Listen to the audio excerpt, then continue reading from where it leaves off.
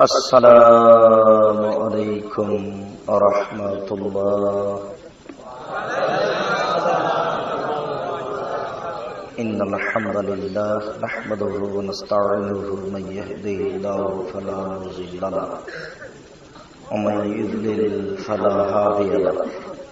Wa ashhadu an la ilaha illallah wahdahu la sharika lahu. وأشهد أن محمدا عبده ورسوله أما بعد فأعوذ بالله من الشيطان الرجيم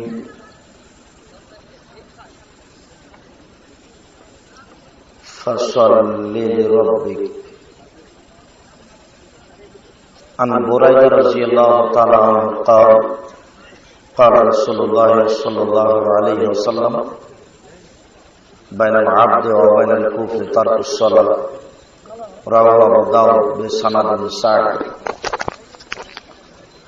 সম্মানিত উপস্থিতি, প্রশংসা আল্লাহর জন্য, শান্তি অবতীর্ণ হোক আল্লাহ রাসূলের উপর সাল্লাল্লাহু আলাইহি ওয়াসাল্লাম। আজকের দিনী বৈঠকে বক্তব্যের বিষয় সালাত, নামাজ। সালাত সম্পর্কে এক গুরুত্বপূর্ণ তথ্যবহুল বিবরণের চেষ্টা করব ইনশাআল্লাহ আজিজ। সালাত সম্পর্কে আলোচনা করতে গিয়ে আমাদের প্রারম্ভের আলোচনা হবে সালাত আদায় করতেই হবে। তারপরে সংক্ষিপ্ত কথা হবে যারা সালাত আদায় করে না তারা কেমন। তারপরের কথা যারা সালাত আদায় করে কিন্তু রাসূলের পদ্ধতিতে করে না তারা কেমন।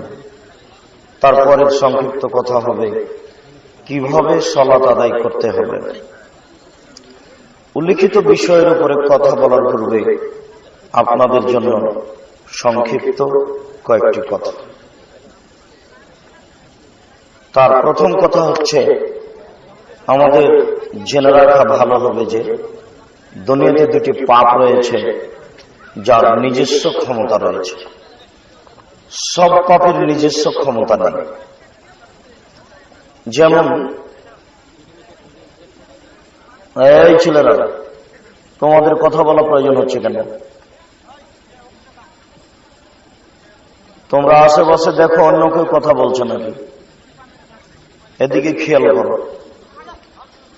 মঞ্চে আমরা যারা আছি দয়া করে কথা বলার সুযোগ নিয়েন না। অপ্রয়োজনীয় মোবাইল বন্ধ রাখার জন্য আমাদের পক্ষ থেকে আন্তরিকভাবে জোরালো অনুরোধ রইল।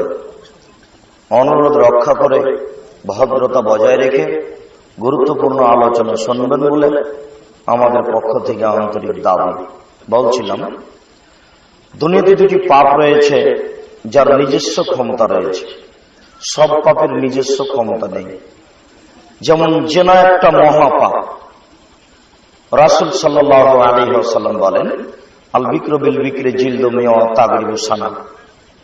অবিবাহিত ছেলে মেয়ে যদি জিনা করে তাহলে তাকে 100 লাঠি পিটিয়ে এলাকা থেকে 1 বছরের জন্য তাড়িয়ে দিতে হবে। তিনি বলেন, আসাইবুজ জানিয়া রাজুল, বিবাহিত পুরুষ নারী যদি জিনা করে তাহলে তাকে ইট ঢেল পাথর দিয়ে মেরে ফেলতে হবে। বিবাহের পরে যারা জিনায় লিপ্ত হয় তাদের দুনিয়াতে বেঁচে থাকার কোনো সুযোগ নেই। তওবা করলে পাপ ক্ষমা হয়ে যাবে, সেটা ভিন্ন কথা। কিন্তু অন্তত তাকে এটা জেনে নিতে হবে যে আমার বেঁচে থাকার কোনো সুযোগ নেই। দুনিয়াতে আরো পাপ আছে কিন্তু বেঁচে থাকার সুযোগ হারায় না, তাতে কিছু শাস্তি হয়। যেমন কেউ যদি চুরি করে তাহলে বিধান হলো হাত কেটে নিতে হবে, তবুও তার বেঁচে থাকার সুযোগ আছে। কেউ যদি কারো প্রতি অপবাদ লাগায় তাহলে তাকে 80 লাঠি পিটাতে হবে, এরপরেও তার বেঁচে থাকার সুযোগ আছে। কেউ যদি নেশাদার দ্রব্য মদ খায় তাহলে তাকে 40 লাঠি পিটাতে হবে, এরপরেও তার বেঁচে থাকার সুযোগ আছে। কিন্তু বিবাহ করার পরে কেউ যদি জেনায় লিপ্ত হয় তাহলে অন্তত তার বেঁচে থাকার সুযোগ নেই। এই পাপ করলো, বিচার হলো না, তওবা করলো, ইনশাআল্লাহ এই পাপ ক্ষমা হয়ে যাবে। যদি তওবা না করে তাহলে এই পাপ দুনিয়াতে তার ক্ষতি করবে না, এই পাপ বিচারের মাঠে পাপের পাল্লায় উঠে যাবে। কিন্তু দুনিয়াতে দুটি পাপ রয়েছে, যেই পাপের নিজস্ব ক্ষমতা রয়েছে, যার দুনিয়াতেই ক্ষতি করে, তার একটি পাপের নাম শিরক আর একটি পাপের নাম বিদআত। শিরক করলে অতীতের নেকি নষ্ট হয়ে যায়, শিরক করলে আল্লাহকে হেয় তুচ্ছ করা হয়, শিরক করলে আল্লাহকে উপেক্ষা করা হয়, শিরক করলে আল্লাহকে অপমান খাটো করা হয়। বিদআত করলে ইবাদত কবুল হয় না, বিদআত করলে আল্লাহ রাসূলকে উপেক্ষা করা হয়, বিদআত করলে আল্লাহ রাসূলকে হেয় তুচ্ছ করা হয়, বিদআত করলে সামনের ইবাদত কবুল হয় না। আমরা বলছিলাম দুনিয়াতে দুটি পাপ রয়েছে যার নিজস্ব ক্ষমতা রয়েছে, আরো পাপ আছে এর চেয়েও বড় আমরা মনে করতে পারি, কিন্তু তার কোনো নিজস্ব ক্ষমতা নেই। যেমন মানুষকে হত্যা করা মহাপাপ, একজন মানুষকে হত্যা করলে তেমনই পাপ হয়, সারা পৃথিবীর মানুষকে হত্যা করলে যেমন পাপ হয়। এরপরেও সে যদি তওবা করে তার পাপ ক্ষমা হয়ে যাবে। যদি তওবা না করে তাহলে এই পাপ পাপ হয়ে থেকে যাবে, বিচারের মাঠে এটা পাপের পাল্লায় উঠে যাবে, দুনিয়াতে তার ক্ষতি করবে না। আমরা খুব ভালোভাবেই জানি যে একজন মানুষ 99 জন মানুষকে হত্যা করেছিল, তারপরে একজন লোককে বলেছিল দরবেশ, আলেম নয়, দরবেশকে বলেছিল বাঁচার পথ আছে কি? সে বলেছিল না, তখন সে তাকে হত্যা করলো।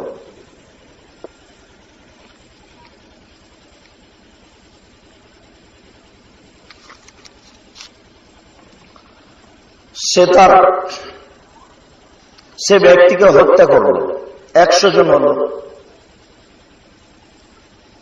এরপরেও সে ক্ষমার পথ খুঁজল, আল্লাহ তাকে ক্ষমা করে দিলেন।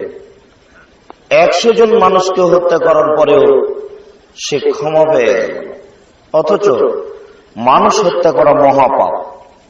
মানুষ যদি মানুষ হত্যা করে তওবা করে পাপ ক্ষমা হবে, তওবা যদি না করে তাহলে এই পাপ পাপ হয়ে থেকে যাবে, বিচারের মাঠে পাপের পাল্লায় উঠে যাবে, দুনিয়াতে তার ক্ষতি করবে না।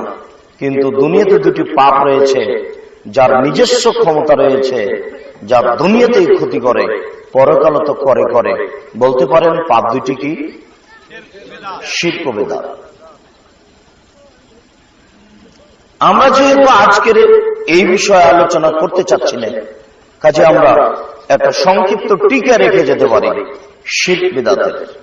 আমার দিকে লক্ষ্য করুন, হাতের রাশি দেখে ভাগ্য পরীক্ষা করলে শিরক হয়, হাত চালিয়ে ভাগ্য পরীক্ষা করলে শিরক হয়, টিয়া পাখির মাধ্যমে ভাগ্য পরীক্ষা করলে শিরক হয়, গণকের কাছে গিয়ে হারিয়ে যাওয়া জিনিসের কথা বললে শিরক হয়, স্বামী স্ত্রীর মধ্যে ভালোবাসা সৃষ্টি করার জন্য যে কোনো কৌশল অবলম্বন করলে শিরক হয়, গরুকে লাথি মারা যায় না এই কথা বললে শিরক হয়, ধানের উপর দিয়ে জুতা পায়ে দিয়ে হাঁটা যায় না এই কথা বললে শিরক হয়, তুলসী গাছে লাথি মারা যায় না, তুলসী গাছ তুলে ফেলা যায় না এই কথা বললে শিরক হয়, জন্মদিবস পালন করলে শিরক হয়, মৃত্যু দিবস পালন করলে শিরক হয়, 16 ডিসেম্বর পালন করলে শিরক হয়, 26শে মার্চ পালন করলে শিরক হয়, 21শে ফেব্রুয়ারি পালন করলে শিরক হয়, শিখা চিরন্তন শিখা অনির্বাণ একে হিসাব করলে শিরক হয়, সংসদ ভবনে নীরবতা পালন করলে শিরক হয়, স্মৃতিসৌধকে মূল্যায়ন করলে শিরক হয়, শহীদ মিনার তৈরি করে ফুল চড়ালে শিরক হয়, শহীদ মিনারকে এইভাবে হিসাব করলে শিরক হয়, নেতা নেত্রীর ছবিকে সম্মান করে বাড়িতে ঝোলালে শিরক হয়, রাস্তাঘাটে এইভাবে উঠিয়ে রাখলে শিরক হয়, যে রাস্তাঘাটে এদেশের কাপুরুষের বাচ্চা কাপুরুষেরা তুলে রেখেছে, ওসব কাপুরুষের বাচ্চা কাপুরুষদেরকে কবর দেওয়ার জন্য মাঠে নেমেছে। ইনশাআল্লাহ সেদিন চলে আসবে যেদিন দূরে নেই। বলছিলাম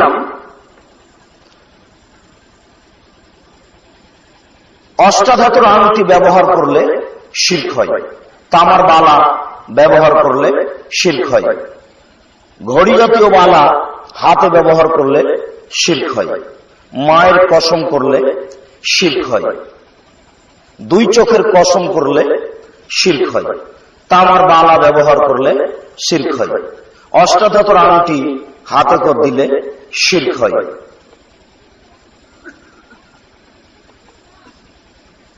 আপনার কবরকে সম্মান করলে শিরক হয়, কবরের উপরে ফুল চড়ালে শিরক হয়, কবরের কাছে কিছু চাইলে শিরক হয়, কবরের কাছে মাথা নত করলে শিরক হয়। এদেশের মাটিতে অসংখ্য শিরক রয়েছে। কোরআন মাজিদে হাত রেখে কসম করলে শিরক হয়, ছেলের মাথায় হাত রেখে কসম করলে শিরক হয়, মসজিদে গিয়ে কসম করলে শিরক হয়, যে কোনো শস্য নতুন হলো নবান্ন হিসাবে তাকে খেলে ব্যবহার করলে শিরক হয়, যমজ জোড়া কলা খেলে যমজ সন্তান হতে পারে এমন মন্তব্য করলে শিরক হয়, হাত থেকে গিলাস পড়ে গেল কুটুম্ব আসতে পারে এমন হিসাব করলে শিরক হয়, ঘরের উপরে কাক ডাকছে কেউ আসতে পারে এই হিসাব করলে শিরক হয়। আমি বলছিলাম টিকটিকি টিকটিক করে উঠলো, আমি বললাম ঠিক বলেছি, এরকম কোন হিসাব করলে শিরক হয়। আপনার স্ত্রী ফরজ গোসল না করে ঘর ঝাড়ু দিতে পারে না, ভাত রান্না করতে পারে না, বেগুন গাছ থেকে বেগুন তুলে আনতে পারে না, সিম গাছ থেকে সিম ছিঁড়ে আনতে পারে না, এমন হিসাব করলে শিরক হয়। আপনার স্ত্রী ফরজ গোসল না করে সবকিছু করতে পারে, পারে না নামাজ পড়তে, পারে না কোরআন তেলাওয়াত করতে, এছাড়া সবকিছু করতে পারে। লোকটি মারা গেছে, ওই ঘরে 3 দিন যাবৎ বাতি জ্বালিয়ে রাখলে শিরক হয়, আগরবাতির ব্যবস্থা করলে শিরক হয়। গাড়ি ছুটছে রাজশাহী থেকে বা ঢাকা থেকে, যখনই সূর্য ডুবছে তখনই গাড়িতে আলো দেওয়া হচ্ছে, বাতি দেওয়া হচ্ছে, এরকম হিসাব করলে শিরক হয়। এদেশের মাটিতে অসংখ্য শিরক রয়েছে, শিরক করলে অতীতের নেকি নষ্ট হয়ে যায়। নির্বাচন পদ্ধতিতে এসে যদি বলা যায় যে জনগণই ক্ষমতার উৎস, তাহলে শিরক হয়। আর এটাই হচ্ছে গণতন্ত্রের নীতি, যেটা একটা শিরকি প্রথা। রবি ঠাকুরের গান বললে শিরক হয়। এসব আগাছা সন্তানদের বলেছি, 18 বছর থেকে বলছি, শিক্ষা অর্জন করনি, শিক্ষা অর্জন করো, নিজে গান বানাও। যদি নিজে গান বানাতে না পারো তাহলে নজরুলের কাছে ধার নেও। নজরুল বলেছেন, চল চল চল ঊর্ধ্ব গগনে বাজে মদল, থাকবো না বদ্ধ ঘরে, দেখবো এবার জগৎটারে। আগাছা কাপুরুষের সন্তান, কাপুরুষ, নিজে বানাও, না বানালে নজরুলের ধার নেও। তুমি রবি ঠাকুরের কাছে ধার নাও কি করে? রবি ঠাকুর ধর্মের কি বুঝে, যার গোটা গানটাই হচ্ছে সেরে। তুমি এই গানকে কবর দেওয়ার জন্য জন্ম নিয়েছিলে, এটাই তোমার উচিত ছিল। মুসলমানের বাচ্চা, তুমি নিজেকে ভুলে গেছ। তুমি তো পহিলা বৈশাখ মানো, যে পহিলা বৈশাখের মুখে লাথি মারার জন্য জন্ম নিয়েছি। তুমি জানো না আমি মুসলিম চির রণবীর, মরণকে করি না ভয়, মরলে শহীদ বাঁচলে গাজী, আমার উভয়ই সমান। জেল যতটুকু সেও ততটুকু, বাইরে যতটুকু ভিতরে ততটুকু, বাইরে যতটুকু ভিতরে ততটুকু, উভয়ই সমান। আমি মুসলিম চির রণবীর। আমি কি হিন্দুর বাচ্চা যে আমি পহিলা বৈশাখে ওই পান্তা ভাত নিয়ে গিয়ে পাকুড় গাছের নিচে খাবো? আমি কি হিন্দুর ঘরে জন্ম নিয়েছি? কাপুরুষের সন্তান, কাপুরুষ। তুমি ছাটি খাস পাঠে যেটা জেনার রাখ, সে রাতকে সম্মান করো। তোমাকে কে শিক্ষিত বলেছে? তোমার বিদ্যাকে কবর দেওয়ার জন্য আমরা মাঠে এসেছি। তুমি সাবধান থাকো। তুমি জাতির জন্য আগাছা, তুমি জাতির জন্য বোঝা। এই বিদ্যা ছুড়ে মারো, যেই বিদ্যা দিয়ে দুর্নীতিবাজদের দুর্নীতি দমন করা হবে। যারা রাস্তাঘাট বন্ধ করে, যারা মানুষকে এভাবে হত্যা করে, যারা জাতির টাকা পয়সা লুটে খায়, যারা জাতির টাকা পয়সা ব্যাংক থেকে উঠিয়ে নিজের টাকা মনে করে, এই লুটারুদের লুটারি বন্ধ করতে হবে, দুর্নীতিবাজদের দুর্নীতি বন্ধ করতে হবে, এসব জুয়াচোরদের জুয়াচুরি বন্ধ করতে হবে। এই জন্য তুমি সামনে আসো। কাপুরুষের সন্তান, তুমি জুয়াচোরদের সহযোগিতা করো, আর তুমি দেখাও আমি শিক্ষিত ছেলে। ভুল সিদ্ধান্ত তোমার। তুমি আবার বিদ্যা অর্জন করো, তোমার ভুল হয়েছে। তুমি জাতিকে কি দিতে পারো? তোমার কি দেওয়ার যোগ্যতা আছে? যারা লুটারো, যারা দুর্নীতিবাদ, যারা জাতিকে অন্যায়ভাবে হত্যা করে তুমি তার সহযোগিতা করো। তোমাকে চিনি না? তুমি মুসলমানের বাচ্চা হয়ে পহেলা বৈশাখে পান্তা নিয়ে ইলিশ মাছ নিয়ে পাকড় গাছের জিতলে ছি ছি, একটু লজ্জা করো না? তোমার বিদ্যাকে কবর দিতে এসেছি, সাবধান থেকো। বলছিলাম সম্মানিত দিনী ভাই, দুনিয়াতে যদি পাপ রয়েছে, যার নিজস্ব ক্ষমতা রয়েছে, তার একটি পাপের নাম শিরক। শিরক করলে অতীতের নেকি নষ্ট হয়ে যায়। শিরক করলে আল্লাহকে হেয় তুচ্ছ করা হয়। শিরক করলে আল্লাহকে অপমান করা হয়। আল্লাহ তাআলা কঠোর ভাবে আমাদের নবীকে বলছেন, জনগণের তো নেকি নষ্ট হয় হয়, লাইন আশরাকতা, আপনি যদি শিরক করেন লায়াবাতান নামালক, আপনারও নেকি বাতিল হবে। আল্লাহ তাআলা আমাদের নবীকে ধমক দিয়ে বলছেন, শুনুন, আপনিও যদি শিরক করেন তাহলে আপনারও নেকি বাতিল হবে। যারাই শিরক করবে তাদেরই নেকি বাতিল হবে। দুনিয়াতে আর একটি পাপ রয়েছে যার নাম বিদআত।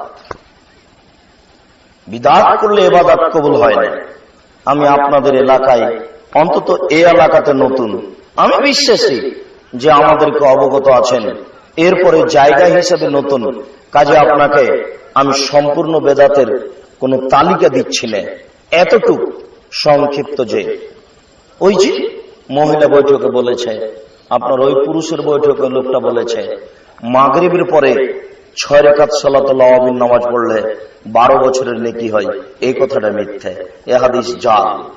এইভাবে যদি মানুষ মাগরিবের পরে 6 রাকাত সালাত আদায় করে তাহলে তার ইবাদত কবুল হবে না, এটাই বেদাত। উল্লেখ্য যে শিরক মানুষের ধারণায় ভালো কাজ, বিদআত মানুষের ধারণায় ভালো কাজ, দুটাই মানুষের ধারণায় নেকির কাজ। যখনই গাড়িটা ঢাকা থেকে ছুটেছে যাবে কুমিল্লা, ময়মনসিংহ, তখনই কন্ট্রাক্টরকে বারবার ড্রাইভার বলছে, এই শোনো, 10টা টাকা কবরে দিয়ে দাও। তার বিবেকে কাজ করছে, কবরে 10টা টাকা দিলে অন্তত গাড়িটা অ্যাক্সিডেন্ট হবে না। তার একটা ধারণা কাজ করছে। বিদআত মানুষের ধারণায় নেকির কাজ। মানুষ যদি জিনা করে তাহলে লজ্জা করবে, বলবে ছি ছি ছি ছি, নাউজুবিল্লাহ, এই ধরনের একটা পাপ হয়ে গেল, আস্তাগফিরুল্লাহ, তওবা করবে। কেন? তার ধারণা একটা খারাপ কাজ হয়েছে। কিন্তু মাগরিবের পরে যদি 6 রাকাত সালাতুল আওয়াবিন নামাজ পড়ে তাহলে তো মনে করবে ভালো কাজ করেছি, ও তো ক্ষমা চাইবে না। এমন কৌশল। ওই যে লন্ডন থেকে পড়ে এসে ডাক্তার চিকিৎসা করতে পারলো না, আর আজমির শরীফের ওই পাগল অষ্টাধাতুর আংটি দিল, তাতে সব ভালো হয়ে যাবে।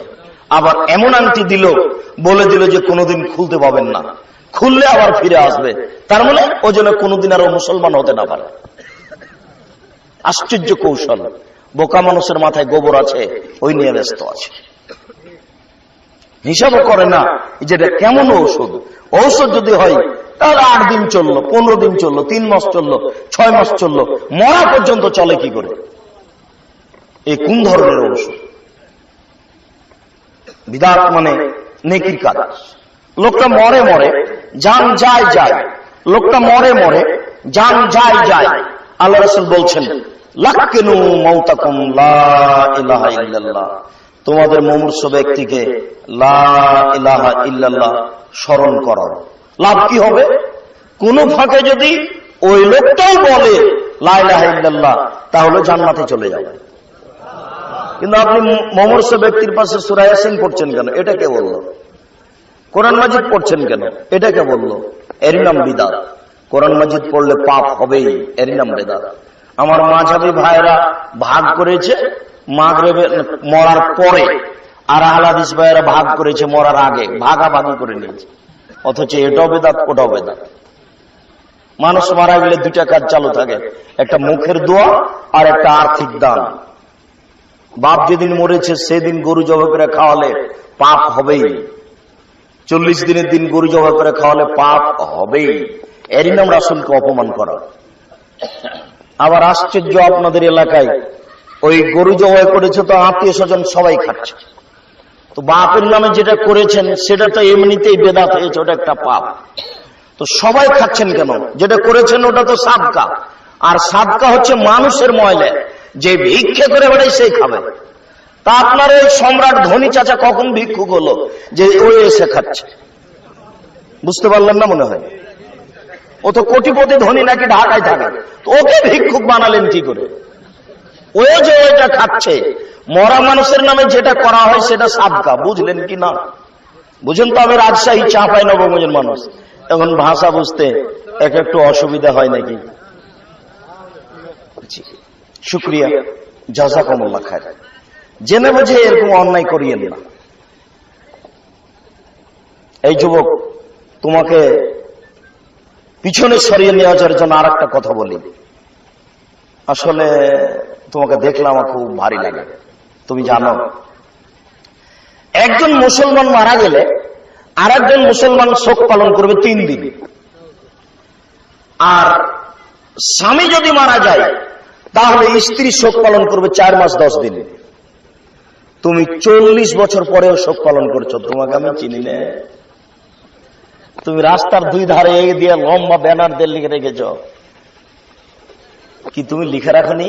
ছি, তোমার বিদ্যাকে কবর দিতে এসেছি। তুমি জাতির জন্য আগাছা, তুমি জাতির জন্য আগাছা, তুমি জাতির জন্য আগাছা। আমি মুসলিম চিরনবীর, আমি 40 বছর পরে শোক পালন করি না, করব না, দেহে শ্বাস থাকাকালীন করবো না। তোমাকে বলে রাখলাম, তুমি কাপুরুষের বাচ্চা, কাপুরুষ। তুমি অশিক্ষিত সন্তান, অশিক্ষিত। তুমি করতে পারো, আমি করব না। আমি মুসলিম। একজন মারা গেলে আমি 3 দিন শোক পালন করব। আর যদি মহিলার স্বামী মারা যায় কতদিন? 4 মাস 10 দিন। আমি 40 বছর পরে শোক পালন করি না। তুমি আমাকে শিক্ষিত দেখাচ্ছ? সাবধান থেকো। এদেশের মাটিতে অসংখ্য বেদাত রয়েছে। বিদাত করলে ইবাদত কবুল হয় না, অন্তত এই কথাটা জেনে নেন। এরপরে রাসূলকে অপমান করা হয়।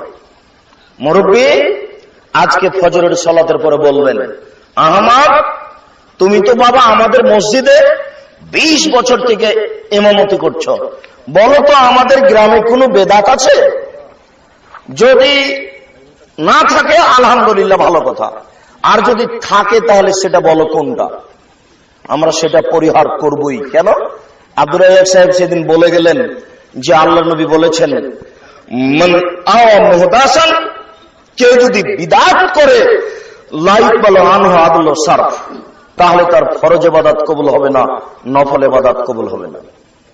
আপনি বিদআত করলে ফরজ ইবাদত কবুল হবে না, নফল ইবাদত কবুল হবে না। বুখারী মুসলিম, এটা চূড়ান্ত।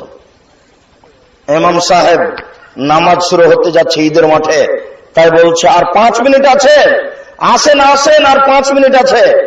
আসেন আসেন শব্দটা মুখে উচ্চারণ করলে পাপ হবে, এর নাম বিদআত। 2 জন মানুষ এসেছে, আপনি সালাত আদায় করে নেন। আল্লাহ রাসূল বলছেন, লা আযানা ওয়ালা ইকামা ওয়ালা নিদা, ঈদের মাঠে আজান নাই, একামাত নাই, ডাক নাই। আপনি এটা বলতে গেলেন কেন?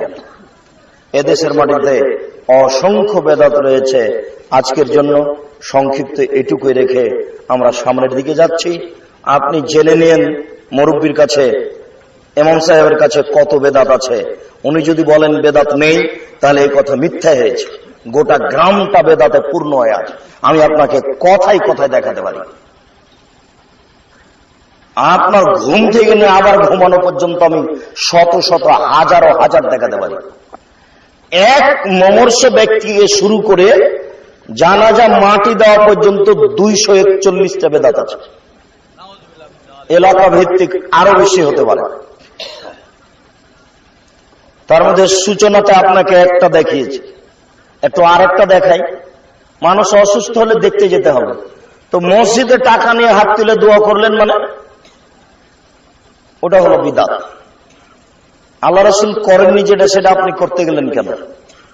ইবাদতের নামে, কল্যাণের নামে সাবধান থাকুন। সম্মানিত উপস্থিতি, আজকে আমাদের আলোচনা সালাত। সালাত বলতে হবে নামাজ নয়। মনে রাখা ভালো হবে, প্রথমত নাউনের পরিবর্তন হয় না, নামের পরিবর্তন হয় না। কোরআন বাংলা তো কোরআন, কোরআন ইংরেজি তো কোরআন, কোরআন উর্দু তো কোরআন। নাম, নাউন, এর পরিবর্তন হয় না। আল্লাহ বলছেন, আল্লাহর নবী বলছেন ইসলাম নির্ভর করে 5টা জিনিসের উপরে। সে নামগুলি আল্লাহ রাসূল উল্লেখ করেছেন। 1 কালেমা, 2 সালাত, 3 সিয়াম, 4 যাকাত, 5 হজ। হজ ঠিকই আছে, যাকাত ঠিক আছে, কালেমাও ঠিক আছে। মধ্যে নামাজ সালাত পরিবর্তন হয়ে নামাজ হয়েছে, আর সিয়াম পরিবর্তন হয়ে রোজা হয়েছে। আপনি কি মনে করছেন কোন রহস্য নেই? বিশাল রহস্য লুকিয়ে আছে। অর্থের দিকে লক্ষ্য করে দেখেন, সালাত মানে হচ্ছে প্রার্থনা করা, আর নামাজ মানে হচ্ছে উপাসনা করা। উপাসনা অন্য জাতীয় করে, দুইটার মধ্যে অনেক পার্থক্য। রোজা মানে হচ্ছে উপবাস থাকা, আর সিয়াম মানে হচ্ছে বিরত থাকা। অনেক পার্থক্য। অন্য জাতীয় উপবাস থাকে। কাজেই প্রথমত নীতিগত কথা হচ্ছে নামের পরিবর্তন হবে না। দ্বিতীয়ত এই দুটো নাম পরিবর্তন হয়েছে, এর পিছনে রহস্য আছে। অবশ্যই মনে রাখবেন, দোজখ বেহেশত, জাহান্নাম জান্নাত, বিশাল পার্থক্য। জাহান্নাম মানে যেখানে আগুন আছে, পানি আছে, সর্ব ধরনের শাস্তি আছে। আর দোজখ মানে হচ্ছে নরক, শুধু আগুন। অনেক পার্থক্য। কিয়ামত পর্যন্ত জাহান্নামকে দোজখ দিয়ে বোঝানো যাবে না। বেহেশত স্বর্গ, যেখানে শান্তি আছে বা সমস্যা নেই। আর জান্নাত মানে বাগান, হেঁটে বেড়াবে মানুষ, ছুটে বেড়াবে মানুষ, সুবিধা মতো কাজ করবে মানুষ, প্রয়োজনে চাষ করবে। আল্লাহ রাসূল বলছেন যে যা মন চাইবে তাই হবে। তো একজন লোক বলছে, আল্লাহ রাসূল জমি চাষের ব্যবস্থা আছে? বলে হ্যাঁ আছে। তুমি যদি চাও তো জমি চাষ করবে, এই তাড়াতাড়ি হয়ে যাবে। তখন আরেকটা লোক বলছে, আল্লাহ রাসূল এই যে লোকটা জিজ্ঞাসা করেছে জমি চাষের ব্যবস্থা আছে, ওই মনে হচ্ছে যে আনসারী মানুষ। তখন আল্লাহ রাসূল হেসে উঠেছেন, ওরা ঠিকই বলেছে, ওরা জমি চাষ করে তো সেই জন্য জান্নাতে জমি চাষ চাচ্ছে। আল্লাহ রাসূল বলেন যে ওটা আছে। জান্নাত মানে বাগান, ফিরি ঘুরবে। বেহেশতের সাথে জান্নাতের কোনো সম্পর্ক নেই। জান্নাতকে বেহেশত দিয়ে বোঝানো যায় না, স্বর্গ দিয়ে বোঝানো যায় না। যারা নাম পরিবর্তন করেছে তাদের উদ্দেশ্য খারাপ আছে। খোদা, খোদ মানে নিজ, আর আমানে এসেছে। খোদা মানে নিজে এসেছে। যেই দিন এসেছে তার আগের দিন ছিল না, আর যে এসেছে সে একদিন চলে যাবে। নাউজুবিল্লাহ, আল্লাহকে খোদা বলা যায় না। আল্লাহ হচ্ছে জাতি নাম। ওইসব বোকা মানুষের নীতি হয়ে যাচ্ছে। মেহরাবের ডান দিকে লেখা আছে মসজিদে যে আল্লাহ, আর বাম দিকে লেখা আছে মোহাম্মদ। আপনি জানেন এটা কত খারাপ বাক্য? এর অর্থ হলো আল্লাহ মোহাম্মদ, মোহাম্মদই আল্লাহ। ওই যে যারা কবর পূজা করছে, যারা জিকির করছে, যারা বলছে যে সবকিছু টাকা পয়সা আল্লাহ মোহাম্মদকে দিয়েছেন, আর মোহাম্মদ সব টাকা পয়সা খাজা মঈনুদ্দিন চিশতি আর জালালউদ্দিন সিলেটি এরাকে দিয়ে আল্লাহ রাসূল দুনিয়া থেকে চলে গেছে। ওরাই এগুলো করেছে। আল্লাহ মোহাম্মদ, মোহাম্মদ আল্লাহ। ওটা আপনার মসজিদের দুই দিকে আছে। সেদিন সাভারে গেছি তো আহলে হাদিসের মসজিদে, এটা নাউজুবিল্লাহ মিন যালিক। এটা কি মাযহাবী মসজিদ, হানাফি ভাইদের মসজিদ? বললেন না। না, হতেই পারে না, এটা মাযহাবী ভাইদের মসজিদ। না, এটা আহলে হাদিস মসজিদ। অসম্ভব, এটা হতে পারে না। কোনদিন কেউ আসেনি? আমি বললাম, সভাপতি সাহেব, আগামীকাল সন্ধ্যা হতে হতে যদি আল্লাহ মোহাম্মদ না উঠানো হয় তাহলে আপনি সভাপতি থাকবেন না, আমি বলে গেলাম। যদি আপনি থাকেন তাহলে আপনি আমার সাথে অন্যায় আচরণ করেছেন, এটা প্রমাণ হবে। শুনুন, আপনাকে বললাম, আপনি আমাকে আগামীকাল সন্ধ্যায় রিং করে জানাবেন সভাপতি এটা করেছে কিনা। তো পরক্ষণে দেখলাম যে সভাপতি কারো অধীনে থাকে না, উনি একাই মসজিদ তৈরি করেছে। আমাকে বলছেন যে সন্ধ্যা পর্যন্ত সময় দিচ্ছেন কেন? আপনি এখন বলেন, আমি খুলে দিচ্ছি। জি, আমি সেটাই চাচ্ছি, এখনই খুলে দেবেন। আল্লাহ মোহাম্মদ মানে বুঝলেন তো? আল্লাহ মোহাম্মদ, মোহাম্মদই আল্লাহ। ওটার অর্থ হলো এটাই, যেটা আপনাদের মসজিদে থাকতে পারে। জাতি কত অশিক্ষিত, জন্ম নেওয়ার পরেই পেটে 4 মাসের 6 মাসের হয়েছে, তখনই তার মা বলছে, বাপ বলছে, ছেলেকে ইংলিশ মিডিয়ামে ভর্তি করতে হবে, ছেলেকে মাইকেল মধুসূদন দত্ত বানাতে হবে, ছেলেকে লন্ডন পাঠাতে হবে, ছেলে বিদেশ থেকে ব্যারিস্টারি শিখে আসবে। বাপও বুদ্ধিহীন, মাও বুদ্ধিহীন, ছেলে হবে বোকা। আপনার ছেলে আর আপনাকে দেখে আমার মনে হয় ওই পদ্মটার কথা। আপনার ব্যারিস্টার ছেলে আর আপনাকে দেখে মনে হয় আমার ওই পদ্মটার কথা। পদ্মটা আপনার মনে আছে, একটু বললে আপনি বুঝতে পারবেন। বাবু উঠেছে নৌকায়, বাবু বলছে, মাঝি বলতে পারিস রে চাঁদ কেন বাড়ি কমে? তখন মাঝি বলছে, আমি কি ওসব জানি? ও দেখি তোর জীবন চারা নাই মিছে। মাঝি বলতে পারিস এটা কেন হয়? আমি কি ওসব জানি। ও দেখি তোর জীবনে আটা নাই মিছে। মাঝি বলতে পারিস এটা কেন হয়? আমি কি ওসব জানি। ও দেখি তোর জীবন 12 আনায় মিছে। ইতিমধ্যে বাতাস উঠেছে, নৌকা হিলে উঠেছে। মাঝি বলছে, বাবু সাঁতার জানো বাবু? তখন বাবু বলছে, না রে মাঝি, না, আমি তো সাঁতার জানি না। তখন মাঝি বলছে, ও বাবু এখন কেন কাবু? এখন দেখি তোমার জীবন 16 আনায় মিছে। এদের বাপ বেটার জীবন 16 আনায় মিছে, টাকাটি লস, জীবনটাই বৃথা। এই পথে চলিয়েন না, ভুল হচ্ছে। একটু ধর্মকর্ম বুঝে জীবিকা নির্বাহ করার চেষ্টা করুন, আল্লাহ ফলাফল দিবেন জান্নাত, যেটার বিকল্প শান্তির আর কোনো জায়গা নেই।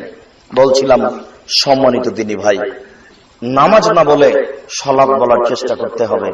মহান আল্লাহ বলেন, ফাসল্লি লিরাব্বিক, মুহাম্মদ আপনি আপনার প্রতিপালককে সন্তুষ্ট করার জন্য সালাত আদায় করুন। মহান আল্লাহ বলেন,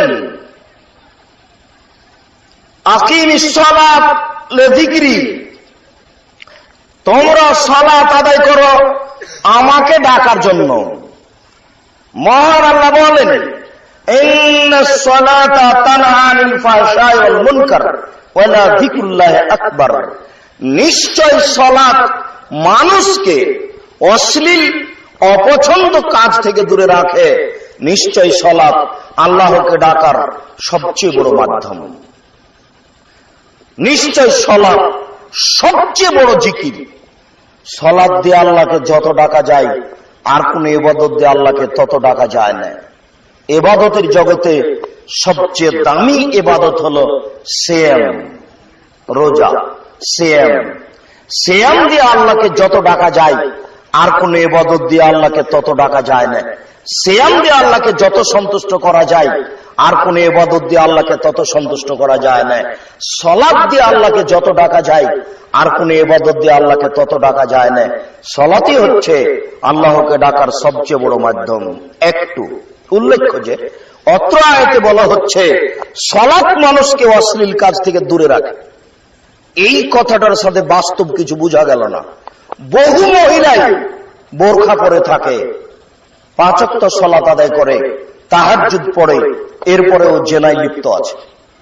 বহু ছেলে 5 ওয়াক্ত সালাত আদায় করে, ছোট বয়সে তাহাজ্জুদও পড়ছে, কিন্তু নারীর সাথে মোবাইলে গল্প করে, জেনাও করে। এটা কেন? এখানে তো আল্লাহ বলছেন সালাত মানুষকে অশ্লীল কাজ থেকে দূরে রাখে। কেমন হলো কথা? ও তো তাহাজ্জুদও পড়ে, জেনার সাথে জড়িত আছে, এটা কেমন হয়ে গেল? জি, মনে রাখবেন, ইমানের 70টি শাখা রয়েছে। শাখা যত বেশি হবে ইমান তত বেশি হবে, পাপ তত কম হবে। শাখা যত কম হবে ইমান তত কম হবে, পাপ তত বেশি হবে। কথাটা একটু খেয়াল রাখবেন। ইমান যত বেশি হবে তত কি কম হবে? পাপ তত কম হবে। আর ইমান যত কম হবে পাপ তত বেশি হবে।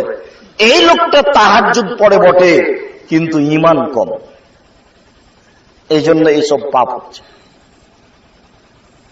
আর ওই মেয়েটা বলছে যে ছাড়ো বোরকা, বোরকা পরে, বোরকা যারা পরে তারাও জেনা করে। তার মানে ও নগ্ন ল্যাংটা হয়ে আছে, এটাই তার কাছে ভালো। ও বুদ্ধি না, অশিক্ষিতা নারী, ওটা আপনারই মেয়ে। আপনি একজন কাপুরুষ, আপনি বিবাহ করেছেন কেন? আল্লাহ রাসূল তো আপনাকে বিবাহ করতে নিষেধ করেছেন। ওটা আপনারই মেয়ে, যেটা ঢাকা বিশ্ববিদ্যালয়ে নগ্ন পোশাকে পড়ে। আপনি আবার তাহাজ্জুদ পড়েন, আপনি আবার চিল্লে দেন লন্ডন চলে গেছেন। বেটি এখানে বিশ্ববিদ্যালয়ে নগ্ন পোশাকে পড়ে আর চলে, আর ওখানে তাহাজ্জুদ পড়ে জান্নাত কিনবে। জান্নাত পড়ে আছে, টাকা দিয়ে পাওয়া যায়। এদেশের নেতা নেত্রীর মতো, এদেশের নেতা নেত্রী কবরের চতুর্দিকে দাঁড়িয়ে হাত তুলে দোয়া করে। ধর্ম নিজের ব্যাপার। আরে নারী পুরুষ তো আছে আছে, হিন্দু লোক তো হাত তুলে আছে। ধর্ম নিজের ব্যাপার। धर्म হচ্ছে राजशाही चांपाइनबाबगंज हवाई लड्डू, दोनों हाथ में लड्डू है, जो चाहे उसको खा ले, जो चाहे उसको छोड़ दे। धर्म নিজের ব্যাপার, ধর্ম পৈতৃক সম্পত্তি। তাই তো তারা এইভাবে দেখাচ্ছে ধর্ম। শুনুন, একজন মানুষের নীতিতে চলে ধর্ম, যার নাম মোহাম্মদ সাল্লাল্লাহু আলাইহি সাল্লাম। পৃথিবীর কোন মানুষের নীতিতে ধর্ম চলে না। বুজুর্গানের দিনের দোহাই দিয়ে ধর্ম চলে না, বড় হুজুরের দোহাই দিয়ে ধর্ম চলে না, পীর সাহেবের দোহাই দিয়ে ধর্ম চলে না, কোন ইমামের দোহাই দিয়ে ধর্ম চলে না। ধর্ম একজন মানুষের নীতিতে চলে। বলেন তো তার নাম কি? তার নাম মোহাম্মদ সাল্লাল্লাহু আলাইহি সাল্লাম। সারা দেশের নারী পুরুষ যদি কবরে ফুল চড়িয়ে চতুর্দিকে হাত তুলে দোয়া করে, সারা দেশের মানুষই পাবে। ওগুলো একটা ঢং। আর যারা সহযোগিতা করছে তারা হচ্ছে ধর্মের নামে, এরাই হচ্ছে ওইরকম আলেম যে আলেমের ব্যাপারে আল্লাহ রাসূল বলেছেন তাকে দেখতে লাগে মানুষ, আর ভিতর হচ্ছে শয়তান, আর অন্তর হচ্ছে শয়তানের অন্তর, তাকে দেখতে লাগে মানুষ। ওইসব হুজুরই তাদেরকে সহযোগিতা করে। নইলে তারা এইভাবে ধর্ম মানছে কেন? ধর্ম কেন এমন হবে? ধর্ম তো এমন হওয়ার কথা নয়। ঈমান যত বেশি হবে পাপ তত কম হবে। ওই মেয়েটা কেন বলছে যে বোরখা পরে আছে, জেনা করে, ওই খারাপ, আমি ভালো? তুমি একটা অশিক্ষিত নারী, তোমার মুখ দেখলে পাপ হয়, তোমার হাত দেখলে পাপ হয়, তোমার পা দেখলে পাপ হয়, তোমার চুল দেখলে পাপ হয়, তোমার দেহ দেখলে পাপ হয়, তোমার সারা দেহটাই হচ্ছে জেনার বস্তু মানুষের জন্য। আর তুমি দেখাচ্ছ আমি ভালো, আর বোরখা পরে অন্যায় করছে। ভালো হতে হবে বোরখা পরেই। বোরখা পরে কেউ খারাপ করছে, এই জন্য বোরখা পরা হবে না এই কথা নয়। তুমি কি করে নিজেকে ভালো দেখাচ্ছ? তোমার মুখ দেখলে পাপ হয়, তোমার হাত দেখলে পাপ হয়, তোমার পা দেখলে পাপ হয়, তোমার চুল দেখলে পাপ হয়, তোমার অঙ্গ প্রত্যঙ্গ দেখলে পাপ হয়, তোমার গোটা দেহটাই হচ্ছে অন্যের জন্য পাপের বস্তু। আবার তুমি দেখাচ্ছ আমি ভালো আর ওই খারাপ। তুমি একটা অশিক্ষিত নারী। রাসূল সাল্লাল্লাহু আলাইহি সাল্লাম বলেছেন, তিন শ্রেণীর মানুষ জান্নাতে যাবে না, তিন শ্রেণীর মানুষ জান্নাতে যাবে না, তিন শ্রেণীর মানুষ জান্নাতে যাবে না। এক, মধুমেনুল খামর, নিয়মিত বিড়ি, তামাক, জর্দা, সিগারেট, গুল, নেশাদার দ্রব্য খায়, পান করে যারা, তারা জান্নাতে যাবে না। তওবা করে এই পথ থেকে ফিরে আসতে হবে। আজকে বলতে হবে, আল্লাহ, জিন্দেগিতে আর কোনোদিন সিগারেট মুখে দেব না, তুমি আমাকে সহযোগিতা করো। সহযোগিতা করার জন্য তিনি প্রতীক্ষমান রয়েছেন। আপনি তাকে বলেন, নিরাশার কিছু নেই। বিড়ি, তামাক, জর্দা, সিগারেট, গুল, নেশাদার দ্রব্য খেয়ে পান করে ও জান্নাতে যাবে না। তওবা করে এই পথ থেকে ফিরে আসতে হবে। আর রাজরত মিনান নেশায়, পুরুষের বেশধারী নারী জান্নাতে যাবে না। যারা পুরুষের জুতা স্যান্ডেল পরে, যারা পুরুষের শার্ট প্যান্ট পরে, যারা পুরুষের পোশাক পরে, তারা জাহান্নামে যাবেই। জাহান্নাম বলতেন নারী আর নারী, জাহান্নাম বলতেন নারী আর নারী, জাহান্নাম বলতেন নারী আর নারী, কিছু পুরুষ। দেখুন, আমি অনুবাদক, একটা মুসলিম গ্রন্থ থেকে হাদিসের একটা অংশ অনুবাদ করছি, আমি অনুবাদক। তিনি বলছেন, ওইসব নারী তো যাবে যাবেই, রাস্তাঘাটে যাদেরকে দেখছেন তারা সব জাহান্নামে যাবে। তওবা করে এই পথ থেকে ফিরে আসতে হবে। আমি অনুবাদ করছি, দেখুন। নেশাউন, মহিলা, কাসেতুন, কাপড় পরে থাকে, আর এতুন, উলঙ্গ। কাপড় পরে উলঙ্গ হয়, ওই যে আপনার স্ত্রী ছোট ব্লাউজ পরে আছে, পেট পিট দেখা যায়, এটাই উলঙ্গ পোশাক। ওই যে আপনার মেয়ে ফতুয়া গায়ে দিয়ে আছে, এটাই উলঙ্গ পোশাক। মুমিনাতুন, পুরুষকে নিজের দিকে আকৃষ্ট করে। দেখবেন আপনার মেয়ে যখন রাস্তায় হাঁটে তখন দুই ধারের পুরুষ তাকে দেখতে থাকে। মায়লাতুন, নিজেরাও পুরুষের দিকে আকৃষ্ট হয়। এটা কিভাবে? মেয়েটা বাড়িতে আছে, ভালোই আছে, তার মা বললো তোমার আব্বুকে ভাত দাও, দিল, বিছানাটা ঠিক করো, করলো, বেশ ভালোই আছে। কিন্তু বাড়ি থেকে বের হয়েছে, বাজারে যাবে, কলেজে যাবে, তখন কেন জানি কেমন কেমন করে, আনছান আনছান করে, একবার হাত হিলায়, একবার মাথা নাড়ে, একবার চুল হিলায়, একবার রাস্তার এই দিকে যায়, একবার ওই দিকে যায়, কেন জানি কেমন কেমন করে, কেন জানি আনছান আনছান করে। এ দেখেন পুরুষের দিকে আকৃষ্ট হয়েছে, নইলে বাড়িতে ছিল ভালোই ছিল, রাস্তায় এমন করে কেন? আল্লাহ রাসূল এই কথাই বললেন। মনে হচ্ছে যেন আল্লাহ রাসূল আপনার বাড়ির দিকে দেখে দেখে বলছেন, দেখেন তো আপনার বাড়ির সাথে মিল খায় কিনা, আপনার স্ত্রী আপনার মেয়ের সাথে মিল খায় কিনা। দেখেন, নেশাউন মহিলা, কাসেতুন কাপড় পরে থাকে, আরিয়াতুন উলঙ্গ, মমিলাতুন পুরুষকে নিজের দিকে আকৃষ্ট করে, মায়লাতুন তারাও পুরুষের দিকে আকৃষ্ট হয়। ফলাফল লায়াত খোল্লাল জান্নাত, ওরা জান্নাতে যাবে না। এরা জান্নাতে তো যাবে না, যাবেই না। এরা জান্নাতে তো যাবে না, যাবেই না। এরা জান্নাতে তো যাবে না, যাবে না। সামনের বাক্যে আল্লাহ রাসূল বলছেন, ওয়ালা ইয়াজিদনা রিহাহা ফাইনা রিহাহা তুজাদু মিন কাসমাসিরাতি কাদা ওয়া কাদা। এসব নারী জান্নাতের গন্ধ পাবে না, যে জান্নাতের গন্ধ 1 বছরের দূরত্ব পথ থেকে পাওয়া যায়। এটা হলো জান্নাত। এখানে একটা দ্রুতগামী ঘোড়া দৌড়াতে আরম্ভ করেছে। 1 বছর দৌড়িয়ে যত পথ যাবে, সেই পথের মাথায় গিয়ে যদি আপনি দাঁড়ান, তাহলে জান্নাতের গন্ধ পাবেন। এইসব নারী জান্নাতে তো যাবে না, যাবে না, জান্নাতের গন্ধও পাবে না। আমি অনুবাদক, আপনাকে অনুবাদ করে শোনালাম, আপনি সাবধান থাকুন। আবার এটা গাজীপুর। গাজীপুর মানে মনে কিছু নিয়েন না, আমি দুঃখিত। আপনাদের বাড়ি ঘর কেন এমন আমি বুঝতে পারলাম না। প্রায় বাড়ি ফাঁকা, এইদিকে একটা ঘর, এদিকে একটা ঘর, মধ্যে গরুর গাড়ির রাস্তা। আবার আপনি বলছেন আমি আহলে হাদিস। এটা হয় কি করে? জোর করে আহলে হাদিস হবেন নাকি? আমি বুঝতে পারলাম না। এসব বাড়িতে আপনার স্ত্রী মেয়েরা থাকে কি করে? আমরা যদি আসি আপনার বাড়িতে, তাহলে আমাদেরকে ওইভাবেই থাকতে হবে ট্রেন স্টেশনে থাকি যেভাবে। ট্রেন স্টেশনে আরো 5 জন আছে, আমাদের পরিবারও বোরকা পরে আছে। আপনার বাড়িতে আসলে আপনার বাড়িকে আমরা ট্রেন স্টেশনই মনে করি। এটা বাড়ি নয়।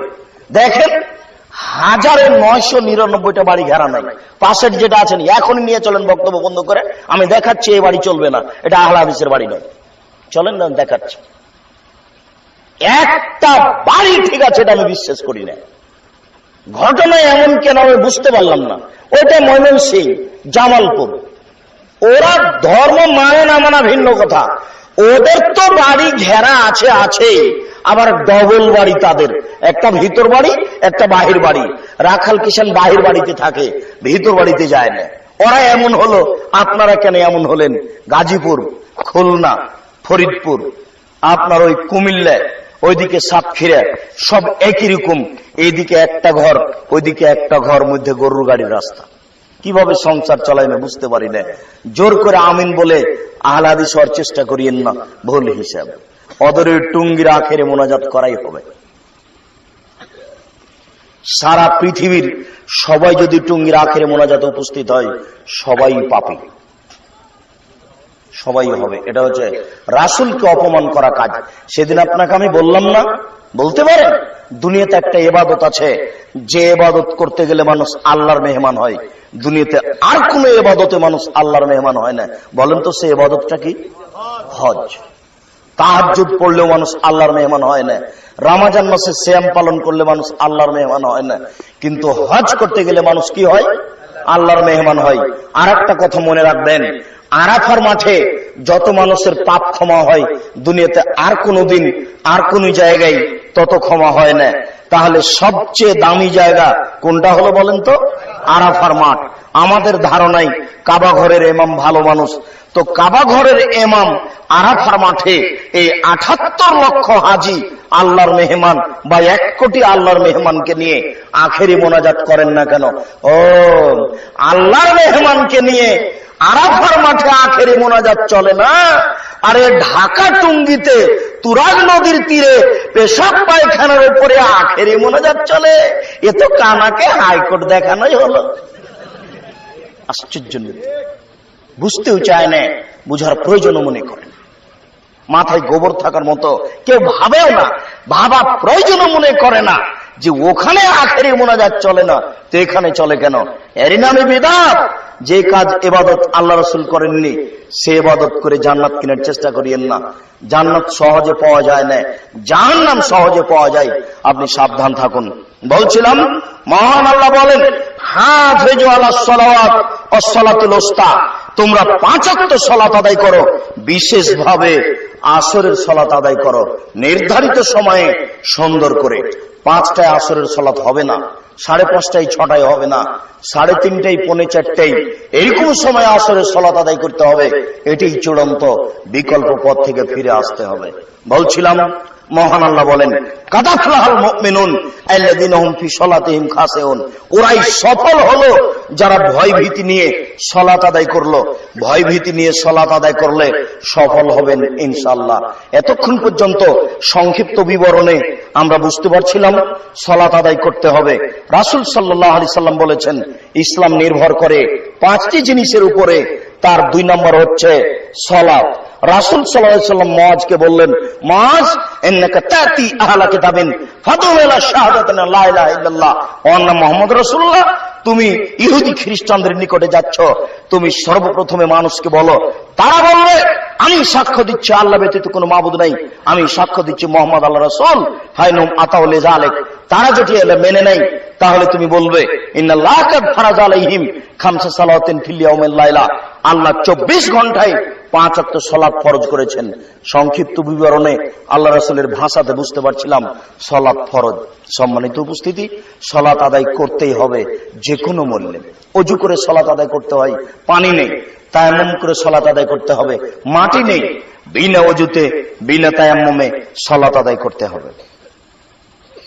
দাঁড়িয়ে থেকে সালাত আদায় করতে হয়, দাঁড়িয়ে থাকা যায় না, বসে থেকে করতে হবে, বসে থাকা যায় না, শুয়ে থেকে সালাত আদায় করতে হবে। স্বাভাবিক গতিতে মাটির উপরে বসে সালাত আদায় করাই সুন্নাত, উত্তম। সবাই চেয়ার নেওয়া যেভাবে শুরু করেছে তাতে কয়দিন পরে মসজিদ আর জায়গাই থাকবে না। মসজিদে যদি জায়গা না থাকে তখন আপনারা কি করবেন? এই জন্য ওটা শরীয়ত নয়। শরীয়ত তার শরীরের গতিতে সালাত আদায় করবে। শরীর দাঁড়িয়ে তো দাঁড়িয়ে পড়েন, শরীর গতি রাখছে বসে বসে পড়েন, শরীর গতি রেখেছে শুয়ে শুয়ে পড়েন, মসজিদে গেছেন পা কেবলার দিকে করে দিয়ে শুয়ে থাকেন। অসুবিধা হচ্ছে বাড়িতে সালাত আদায় করেন, বিছানা করেন। ওই পথে আপনি গেলেন কেন? সম্মানিত উপস্থিতি, আপনি বসে শুয়ে সালাত আদায় করুন। শত্রু তাড়া দিয়েছে, দৌড়িয়ে চলে যাচ্ছেন, এই অবস্থাতে সালাত আদায় করুন। গাড়িতে দাঁড়িয়ে আছেন, হাত দুটি উপরে করে আছেন, শিকলি ধরে আছেন, আপনার সালাতের সময় পার হয়ে যাচ্ছে, এই অবস্থাতেই সালাত আদায় করুন। পরিষ্কার কাপড় পরে নামাজ পড়তে হয়, পরিষ্কার কাপড় নেই, যেই কাপড়ে পেশাব পায়খানা লেগে আছে এই কাপড় পরেই সালাত আদায় করুন। পেশাব পায়খানা লেগে থাকা কাপড় নেই, কোন কাপড়ই নেই, কারণবশত আপনি উলঙ্গ হয়ে আছেন, কথার কথা যেমন আফগানিস্তানে, ইরাকে এরকম কোন মুসলিম দেশে মার্কিন সৈন্য গিয়ে সুন্দরী নারীকে ধরে নিয়ে এসে ধর্ষণ করছে 10 জন 12 জন, এরপরে উলঙ্গ অবস্থায় তাদের সামনে হাঁটতে বাধ্য করছে।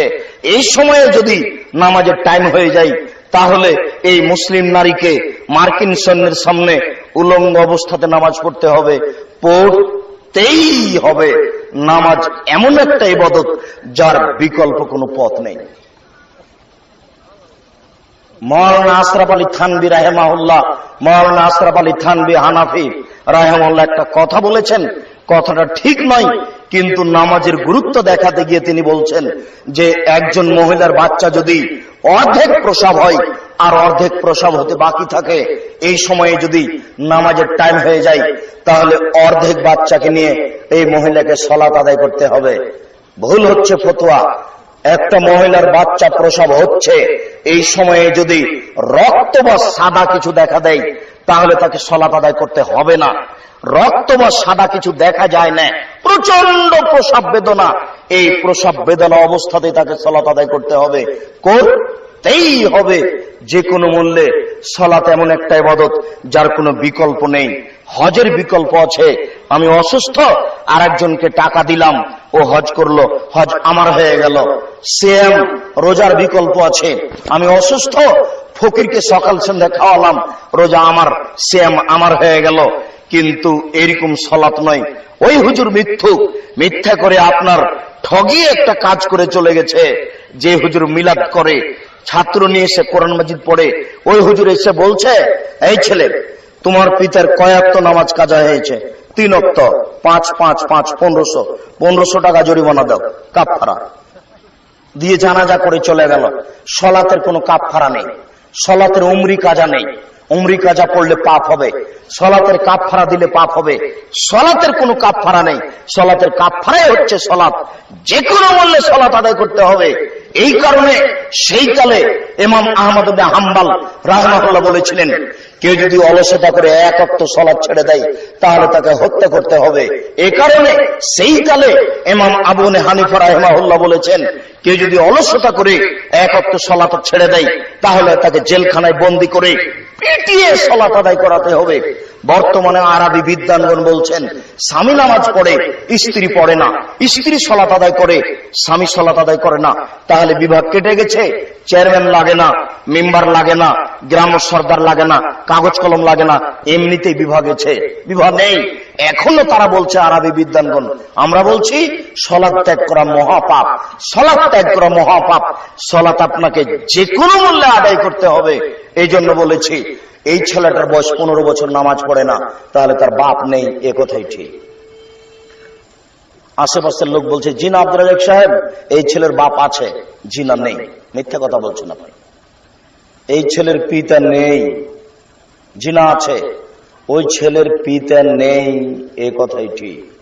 15 বছর বয়স যেই ছেলের নামাজ পড়ে না, তার বাপ নেই, এ কথাই ঠিক। কাপুরুষ ছেলেকে নামাজ পড়াতে পারে না তো বিবাহ করেছে কেন? ওকে তো আল্লাহ রাসূল বিবাহ করতে নিষেধ করেছেন। বারবার বলেছেন, দেখো তুমি বিবাহ করো না। ইয়া মাসা শাবাব মানিস্তাতা মিনকুমুল বাপ ফালিয়াতাজাওয়াজ। হে যুবক, যারা তোমরা বিবাহ করতে চাচ্ছ, তোমাদের যদি ক্ষমতা থাকে তাহলে বিবাহ করো। বিবাহ মানে ক্ষমতা, বিবাহ মানে ক্ষমতা। এক, তুই নামাজ না পড়লে তোর পিঠের চামড়া তুলে দেবো, আমি তোর বাপ বলছি। বলিস কি? এই বাড়িতে নামাজ না পড়ে ভাত হয় না, পিঠের চামড়া তুলে দেবো, এর নাম বাপ। কাপুরুষ সন্তান, খারাপ লাগে না? কাপুরুষ পিতা, খারাপ লাগে না? এই বাড়িতে ছেলে নামাজ না পড়ে আপনার বাড়িতে খায়, আপনি তাহাজ্জুদ করে জান্নাত কিনতে যাচ্ছেন? বলেন কি আপনি? 15 বছরের ছেলে যার নামাজ পড়ে না, ওর বাপ নেই। 15 বছরের ছেলে নামাজ পড়ে না, ওর বাপ নেই। 15 বছরের ছেলে নামাজ পড়ে না, ওর বাপ নেই। ও কাপুরুষ, ও কাপুরুষ, ও কাপুরুষ, ও ঘৃণিত পুরুষ। ও জন্ম দিল কেন? ওকে যে আল্লাহ রাসূল নাকচ করেছেন, ওকে যে আল্লাহ রাসূল বলেছেন তুমি রোজা থাকো। কাপুরুষ, তুমি রোজা থাকো, কাপুরুষ, তুমি রোজা থাকো, তুমি বিবাহ করলে কেন? যে মেয়ে বাজারে হাঁটছে, ঠেকাবো আমি? জন্ম দিয়েছেন আপনি, আপনি ঠেকান, আমি কেন ঠেকাবো? মেয়ে বাজারে হাঁটছে, আমি কেন ঠেকাবো? আপনি ঠেকান, আমি জন্ম দিয়েছি। ওই ছেলে 15 বছর বয়স নামাজ পড়ে না, আমি ঠেকাবো, আপনি ঠেকান। বিবাহ করেছেন কেন? জন্ম দিয়েছেন আপনি, দেখবো আমি। আল্লাহ রাসূল বলছেন, এই পিতা, তোমার ছেলেকে নামাজ পড়তে বলো 7 বছর বয়সে, অজরবহুম আলাইহিম আবনা আশরি সিনিয়া, পিটিয়ে সালাত আদায় করে যখন তার বয়স 10 বছর। নামাজি একটা ইবাদত যার কর্মসূচি হলো 8 বছর। এরকম কোন ইবাদতের কর্মসূচি নেই। হজ, টাকা হয়েছে হজ করে আসো, কোনো কর্মসূচি নেই। যাকাত, টাকা হয়েছে যাকাত দাও, কোনো কর্মসূচি নেই। সিয়াম, বড় হয়েছে সিয়াম রাখো, কোনো কর্মসূচি নেই। কিন্তু সালাতের কর্মসূচি হলো 8 বছর। কিভাবে? 7 বছরে শুরু হয়, আদর করে, আব্বু সালাত আদায় করো, আব্বু সালাত আদায় করো, আব্বু সালাত আদায় করো। এটা কতদিন চলবে? 10। কয় বছর হলো? 3 বছর। এখন পিটিয়ে আদর ফেল করেছে, আদর আর হবে না, এখন পিটিয়ে পড়াতে হবে। এটা কতদিন? 15। কয় বছর হলো? 5 বছর। এ হলো 8 বছর কর্মসূচি। আর কোন ইবাদতের 8 বছর কর্মসূচি নেই। সম্মানিত দিনী ভাই, আমরা সংক্ষিপ্ত বিবরণে বুঝছিলাম সালাত আদায় করতেই হবে। এরপরে বলি, যারা সালাত আদায় করে না তারা কেমন? আমাদের নবী মুহাম্মদ সাল্লাল্লাহু আলাইহি সাল্লাম বলেন, মান তারাকা সালাত মুদাম্মাদান ফাকাত কাফারা। কেউ যদি ইচ্ছাকৃত সালাত ছেড়ে দেয় তাহলে সে কাফের হয়ে গেল। আমাদের নবী মুহাম্মদ সাল্লাল্লাহু আলাইহি ওয়াসাল্লাম বলেন, বাইনাল আবদি ওয়া বাইনাল কুফরি তারকুস সালাত। মুসলমান এবং কাফেরের মধ্যে পার্থক্য হচ্ছে সালাত ছেড়ে দেওয়া। যারা সালাত আদায় করে তারা মুসলমান, যারা সালাত আদায় করে না তারা কাফের। আমাদের নবী মুহাম্মদ সাল্লাল্লাহু আলাইহি সাল্লাম বলেন, উমিরতু আন উকাতিলান নাস হাত্তা ইয়াকুলু লা ইলাহা ইল্লাল্লাহ ওয়া ইউকিমুস সালাহ। আমাকে আদেশ করা হয়েছে যে আমি মানুষকে পিটিয়ে সালাত আদায় করাবো, যে কোনো মূল্যে, মারবো না হয় মরবো। যদি তারা লা ইলাহা ইল্লাল্লাহ বলে, সালাত আদায় করে, আশা মুমিন্নি দিমাহুম ওয়ালাহুম, তাহলে তাদের টাকা, সম্পদ, রক্ত নিজেকে নিরাপদে করে নিল। কেউ যদি সালাত আদায় না করে তাহলে তার জমি জায়গা লুটে নেওয়া যায়। কেউ যদি সালাত আদায় না করে তাহলে তাকে হত্যা করা যায়। এই হাদিসের ভিত্তিতে ওই ইমাম আহমদ বিন হাম্বল সেই কালে বলেছেন, অলসতা করে কেউ নামাজ না পড়লে তাকে হত্যা করতে হবে।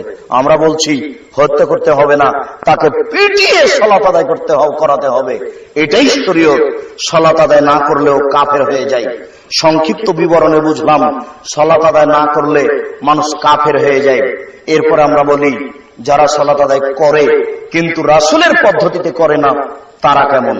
আল্লাহ তাআলা বলেন, ফাওয়াইলুল লিল মুসাল্লিন। অমনোযোগ সহকারে সালাত আদায় করে যারা, তারা জাহান্নামে যাবে। নামাজ পড়ে মানুষ জাহান্নামে যাবে, এই কথা আল্লাহ তাআলা বলেছেন। নামাজ পড়ে মানুষ জাহান্নামে যাবে, এই কথা আল্লাহ তাআলা বলেছেন। নামাজিকে আল্লাহ রাসূল হত্যা করতে বলেছেন। আমার দিকে দেখেন, নামাজিকে আল্লাহ রাসূল হত্যা করতে বলছেন। অবাক কাজ, অবাক কথা। আবু সাইদ খুদরি জি, এক রকম মিন কিবালিল মাশরিক, পূর্ব দিক থেকে কতগুলি লোক বের হবে, তারা সালাত আদায় করবে। তুকিরুনা সালাতাকুম মা সালাতিহিম, তোমরা তোমাদের সালাতকে তাদের সালাতের তুলনায় একেবারে কম মনে করবে। সিয়ামাকুম মা সিয়ামিহিম, তোমরা তোমাদের সিয়ামকে তাদের সিয়ামের তুলনায় একেবারে কম মনে করবে। আমালাকুম মা আমালিহিম, তোমাদের তাসবিহ তাহলিল জিকির আজকারকে তাদের তুলনায় একেবারে কম মনে করবে। একটা পাখা দেখতে একেবারে কম মনে করবে। শেষ পর্যন্ত আল্লাহ রাসূল বললেন, শোনো, ইন্নামা তাজিদুনা ফাকতুলহুম, তোমরা যদি এই নামাজি, রোজাদার, তাসবিহকারীকে পাও তাহলে হত্যা করো, কুরবানি করো। বুখারী মুসলিম।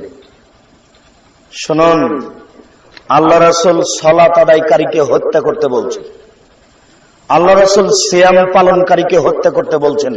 এখনো থামেননি।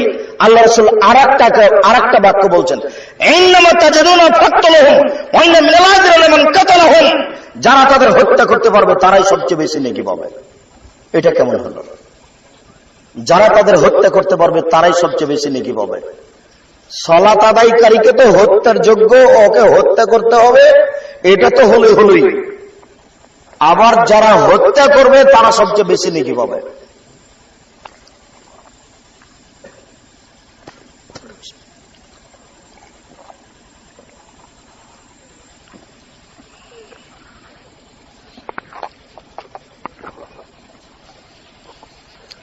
সম্মানিত উপস্থিতি, আমরা বলছিলাম এই দল কোন দল, তবে আছে, এটা চূড়ান্ত।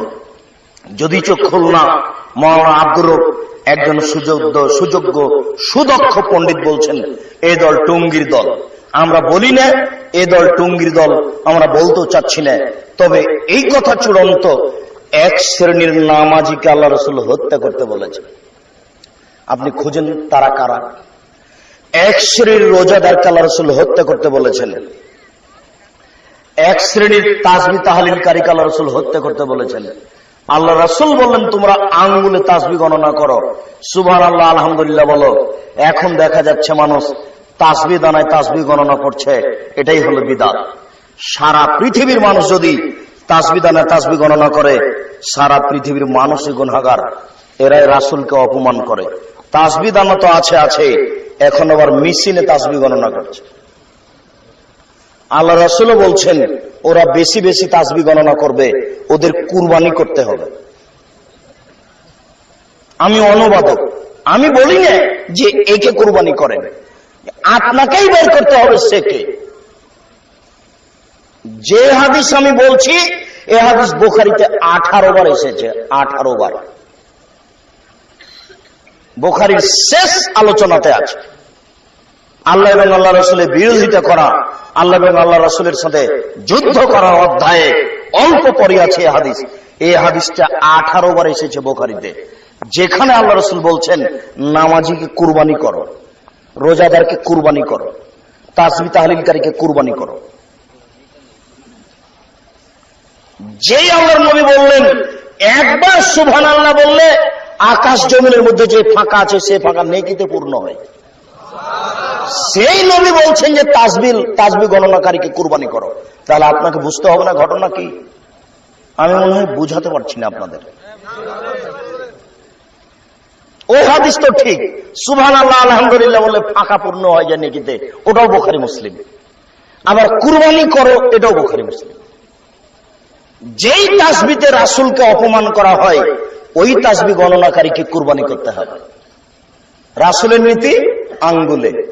ওই দিক থেকে বৃদ্ধ মানুষ বলছেন, আব্দুর রাজ্জাক সাহেব, আঙ্গুলে তাসবিহ গণনা করলে ভুল হয় যে, মরা পর্যন্ত যদি ভুল হয় তবু আপনি নেকি পাবেন, কোনো সমস্যা নেই, আপনি আঙ্গুলে গণনা করেন। আজ থেকে আপনি আঙ্গুলে গণনা করেন, একদিনও যদি ঠিক না হয় তবু নেকি পাবেন। কেন? এটাই রাসূলের সুন্নাত। তাসবিহ গণনা করবেন কোটি কোটি বার, সববার যদি ঠিক হয় সববারই পাপ হবে, হতেই হবে। এর নাম বিদআত। রাসূলকে অপমান করে জান্নাত কিনার হিসাব করিয়েন না, ভুল হিসাব। আমরা সংক্ষিপ্ত বৈঠকে দেখাচ্ছিলাম যারা রাসূলের পদ্ধতিতে সালাত আদায় করে না তাদের কি হবে। আল্লাহ রাসূল বলেছেন আসওয়া সারিক মায়াসরিকু সালাত, সবচেয়ে বড় চোর হচ্ছে যে সালাত চুরি করে। সাহাবীগণ বললেন কাইফা ইয়াসরিকু মিন সালাতিহি, আল্লাহ রাসূল মানুষ কিভাবে সালাত চুরি করতে পারে? আল্লাহ রাসূল বললেন মাল্লাম ইতিমা রুকুআ হলো সুজুদাহা, যারা রুকু সিজদা ঠিকমতো আদায় করে না তারাই হলো সালাত চোর। দেখেননি আল্লাহু আকবার বলে রুকুতে গেছে, রুকুতে যায়নি আবার উঠে সিজদায় চলে গেছে, সিজদায় যায়নি আবার উঠে চলে এসেছে। এরাই হচ্ছে সালাত চোর, এরাই হচ্ছে সবচেয়ে বদ চোর, এরাই হচ্ছে নিকৃষ্ট চোর। এদের সালাত কবুল হবে না, সাবধান থাকুন। সংক্ষিপ্ত বিবরণে বলছিলাম যারা রাসূলের পদ্ধতিতে সালাত আদায় করে না তাদের কি হবে অবস্থা। আল্লাহ রাসূল বলেছেন তারা ফেরাউনের সাথে উঠবে, হামানের সাথে উঠবে, তারা কারুনের সাথে উঠবে কিয়ামতের মাঠে। নামাজ পড়ার পরেও মানুষ ফেরাউনের সাথে উঠবে, এর চেয়ে দুঃখজনক কি হতে পারে? পৃথিবীতে সবচেয়ে বদ মানুষ হলো ফেরাউন। অনেকে আল্লাহ বলে দাবি করেছে, Charles Darwin, Hume, Haeckel, Lenin, Karl Marx, Engels, Abraham, আবু জাহাল, দাকেনস, ডিকেটিস, সক্রেটিস, নমরুদ, ফেরাউন, সাদ্দাত, কারুন, অনেকেই আল্লাহ বলে দাবি করেছে, কিন্তু ফেরাউনের মতো নোংরা দাবি কেউ করেনি। ফেরাউন বলেছে মূসা, আমাকে বাদ দিয়ে তুমি যদি আর কাউকে আল্লাহ বলে দাবি করো তাহলে আমি তোমাকে জেলখানায় বন্দী করে দেব। এই ফেরাউনি বলেছে মালেম তালাকুম মিন ইলাহিন গায়রি, আমি ছাড়া তোমাদের কোন মাবুদ আছে এই কথা আমি ফেরাউন জানি না। এই ফেরাউনি বলেছে আনা রাব্বুকুমুল আলা, আমি হচ্ছে তোমাদের সবচেয়ে বড় আল্লাহ, আমি হচ্ছে তোমাদের সবচেয়ে বড় প্রতিপালক। এরকম ভাষা পৃথিবীর কোন আল্লাহ দাবিকারী এইভাবে বলেনি। এই জন্য আল্লাহ ফেরাউনের ব্যাপারে একটা বাক্য বলেছেন, যেই বাক্য কারো ব্যাপারে বলেননি। আল্লাহ বলছেন এই ফেরাউন আলিয়ামুনা জিকা বিবাদানিকা লিতাকুনা লিমান খালফাকা মিনাল আয়া, ফেরাউন তোমাকে চিরদিনের জন্য রেখে দিলাম, কিয়ামত পর্যন্ত তোমাকে জীবজন্তু কীটপতঙ্গ মাটিতে খাবে না। তোমার লাশ দেখে মানুষ উপদেশ গ্রহণ করবে। ফেরাউন মনে রেখো তুমি দুনিয়া থেকে বিদায়ী হয়ে গেছো। তুমি মনে রেখো মানে পৃথিবীর মানুষ মনে রাখবে ফেরাউন তোমার লাশ মাটিতে খাবে না, কোন পশু প্রাণী খাবে না, কোন মাছ খাবে না, কোন দিন লাশ নষ্ট হবে না কিয়ামত পর্যন্ত। এরকম বাক্য আল্লাহ ফেরাউন ছাড়া আর কারো ব্যাপারে বলেননি। সে যত বড়ই পাপী হোক না কেন, দুঃখজনক হলেও সত্য, যারা নামাজ পড়ছে ঠিক মতো পড়ে না ওরা ফেরাউনের সাথে উঠবে। এর চেয়ে দুঃখজনক কথা আছে? নামাজ পড়ার পরেও সম্মানিত উপস্থিতি, সংক্ষিপ্ত যেহেতু আমি ক্লান্ত বোধ মনে করছি আর আমাদের অনেক দীর্ঘ পথ, আপনাদের বসে থাকা দেখে খুব ভালো লাগছে। এরপরে আমি বাকি আলোচনা সংক্ষিপ্ত করে দিচ্ছি। বাকি আলোচনা আপনি ইন্টারনেটে দেখতে পারেন, মোবাইলও দেখতে পারেন, www.জুমার খুতবা আব্দুর রাজ্জাক বিন ইউসুফ। আপনি এইভাবে ক্লিক করে টান দিয়ে দেখুন, বিস্তারিত আছে, অনেক আলোচনা আছে, পিস টিভিতেও আছে, প্রায় মোবাইলে আছে, এখান থেকে আপনি দেখতে পারেন। আজকের জন্য আপনাকে আমি সংক্ষিপ্ত দেখাই। আমার দিকে লক্ষ্য করুন। আল্লাহ আকবর বলে সালাত আরম্ভ করবেন। আল্লাহ আকবর বলার পূর্বে বিসমিল্লাহ বলবেন না। আল্লাহ আকবর বলার পূর্বে কোনো কথা নেই। আল্লাহ আকবর বলার পূর্বে অজু করার পূর্বে পেশাব পায়খানার প্রয়োজন থাকলে সেরে আসেন। পেশাব পায়খানায় যখন বসবেন তখন বলবেন বিসমিল্লাহ আল্লাহুম্মা ইন্নী আউযু বিকা মিনাল খুবুসি ওয়াল খাবাইস। যদি বিসমিল্লাহ ছেড়ে দেন তাহলে শয়তান লজ্জা স্থান দেখতে পাবে, ক্ষতি করতে পারবে না। আর যদি বিসমিল্লাহ বলেন তো ক্ষতি করা তো দূরের কথা, দেখতেই পাবে। এবার উঠে আসছেন, গোফরানাকা বলেন, পানি দিয়ে পবিত্রতা অর্জন করেন, ঢেল টিস্যু পেপার দিয়ে নয়। আগে ঢেল পরে পানি, এ কথা মিথ্যে। আগে টিস্যু পেপার পরে পানি, এ কথা মিথ্যে। পানি দিয়ে পবিত্রতা অর্জন করেন। পানি নেই, ঢেল বা টিস্যু দিয়ে পবিত্রতা অর্জন করেন। ঢেল নিয়ে 40 কদম হাঁটতে হবে, পায়ের উপরে পা উঠাতে হবে, খক খক করে গলার শব্দ করতে হবে। এটা হলো বেহায়াই, এটা হলো লজ্জা না থাকার প্রমাণ। এটা একটা হারাম, নাজায়েজ, নোংরা, জঘন্য, বর্বর কাজ।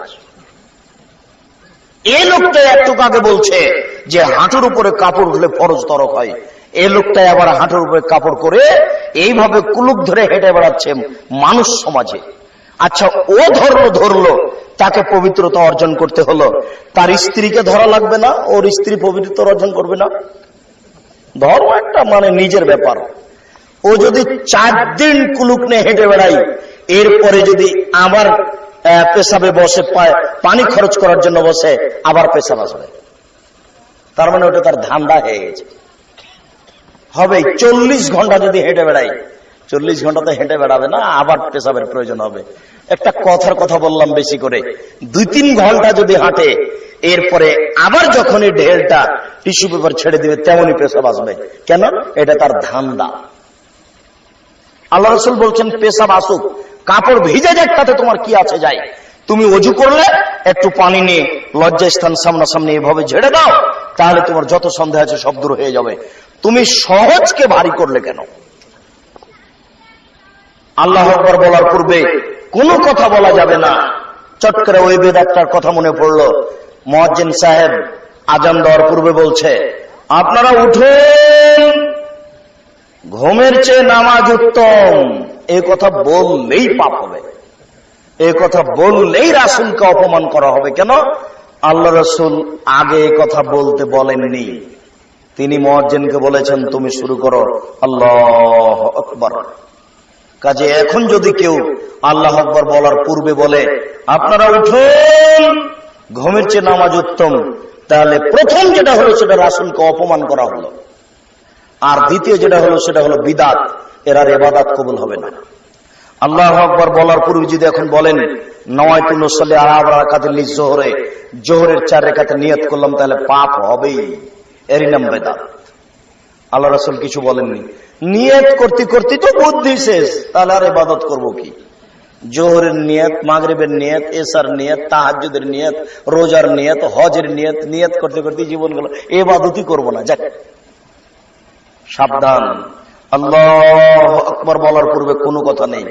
ওযু করে উঠেছেন, দোয়া পড়েন, আশহাদু আল্লা ইলাহা ইল্লাল্লাহু ওয়াহদাহু লা শারীকা লাহু ওয়া আন্না মুহাম্মাদান আবদুহু ওয়া রাসূলুহু। খালি এইটুকু পড়েন, জান্নাতের 8টি দরজা খুলে যাবে। যান যে দরজা দিয়ে ইচ্ছে। রাসূলের সুন্নাতে আসেন, কোনো সমস্যা হবে না। আল্লাহু আকবার বলে সালাত আরম্ভ করেন। ডান হাতের কবজি বাম হাতের কবজির উপরে দিয়ে বুকের উপরে রাখবেন। নাভির নিচে হাত বাঁধার 3টি হাদিস আছে, একটিও ঠিক নয়। বাহুর উপরে বাহু রাখেন, এবার বুক থেকে একটু নিচে আসবে, সমস্যা নেই। কবজির উপরে কবজি রাখেন, একাধিক সহিহ হাদিস। বুকের উপরে রাখেন, 4টি সহিহ হাদিস। আবু দাউদে যে হাদিসটা বুকের উপরে রাখার উপরে আছে, সে হাদিসটা দিল্লি, ঢাকা, কলিকাতা, চিটাগাং এইসব ছাপা বইয়ে পাবেন না। এরা ওটা কেটে দিয়ে ছাপিয়েছে আবু দাউদ, যেটা সৌদি আরব, কুয়েত, কাতার, বাহরাইন এদেশ থেকে ছেপে আছে। ওটাতে পাবেন আবু দাউদে যে বুকের উপরে হাত রাখতে হবে। দিল্লিতে যেগুলো ছাপিয়েছে, চিটাগাং, ঢাকাতে যেগুলো ছাপিয়েছে, এগুলো ওই হাদিসটা কেটে দিয়েছে। অনেক সমস্যা, তার মধ্যে এটা একটা বড় সমস্যা। এবার আপনি হাত বেঁধে বলুন সুবহানাকা আল্লাহুম্মা ওয়া বিহামদিকা ওয়া তাবারাকা ইসমুকা ওয়া তাআলা জাদ্দুকা লা ইলাহা গায়রুক, চলবে। এছাড়া আপনি বলতে পারেন আল্লাহুম্মা বা'id বাইনি ওয়া বাইনা খাতায়ায়া কামা বা'আতা বাইনাল মাশরিক ওয়াল মাগরিব, হে আল্লাহ তুমি আমাকে আর আমার পাপকে অত দূরত্ব করো, পূর্ব এবং পশ্চিমকে তুমি যত দূরত্ব করেছো। আল্লাহুম্মা নাক্কিনি মিনাল খাতায়া কামা ইয়াক্কা সাবুল আবজু মিনাদ দানাস, হে আল্লাহ তুমি আমার পাপকে ঠান্ডা স্বচ্ছ পানি দিয়ে ধুয়ে পরিষ্কার করে দাও। আল্লাহুম্মা আগসিল খাতায়া বিল মাই ওয়া সালজাল বারাদ, হে আল্লাহ তুমি আমার পাপকে ঠান্ডা স্বচ্ছ পানি দিয়ে ধুয়ে পরিষ্কার করে দাও।